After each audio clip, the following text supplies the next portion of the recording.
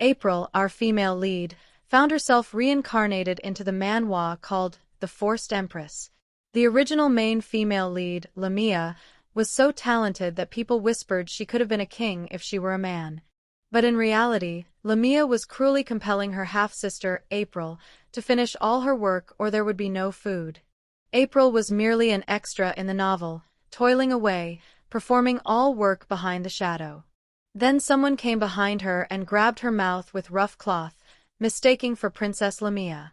Commanding her to shut her mouth, April desperately thought to herself to tell the kidnapper she isn't Princess Lamia. In her past life, she was an overworked Korean, but now she's getting kidnapped.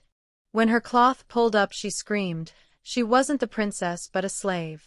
Because covering her mouth prevented her from saying anything, articulating that before saying she didn't know anything, she ended up crying out. The kidnapper said that he bought her here because he saw her using Princess Lamia's official seal. April cried out even more that she was doing it to survive. Hearing the subordinate's advice, the Duke left and ordering the guards to lock her up. The cell was more comfy than it's supposed to be. April was enjoying the guest room, reminiscing about all the suffering she went through to do her sister's work. April Salt, the second princess of the kingdom, the Duke ascertained her true identity in no time while April was increasingly nervous. It's not like she was receiving the treatment of a princess in her own kingdom.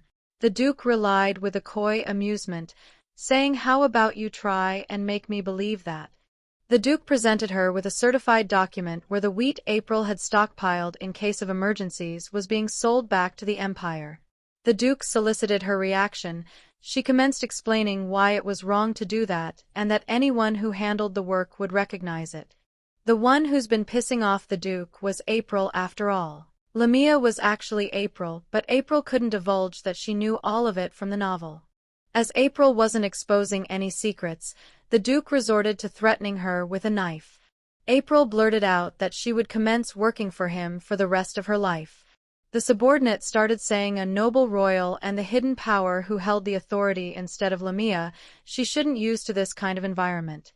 This whole thing was for the crown prince who wanted a woman both with brain and beauty, but who is suitable for him was April. The subordinate asked it should be reported to the prince and the Duke said and he wanted confirmation first. The subordinate approached April and said she should compensate for residing in such a comfy place and gave her work to do. April queried when she agreed to that, then the man showed her the proof. The work she performed was beyond the expectation of the subordinate, as if only someone with years of experience would be capable of that. Reported to the Duke about this, the Duke was truly intrigued why someone who is capable escaping won't escape. Then the Duke told her he would grant her a wish, but contrary to his expectation, April asked for comics, but the comics are not common in such a place, so the Duke was flabbergasted. But he hired people for her to make a comic and April was shocked, but they couldn't draw in a comic way, although they are capable of drawing in realistic way. So they all prepared to make a comic as April was explaining the theory of making a comic.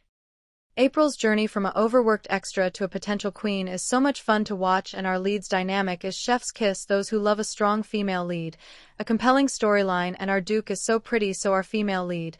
I'm excited to see how their relationship evolves. Hope you subscribe me as I'm new in this.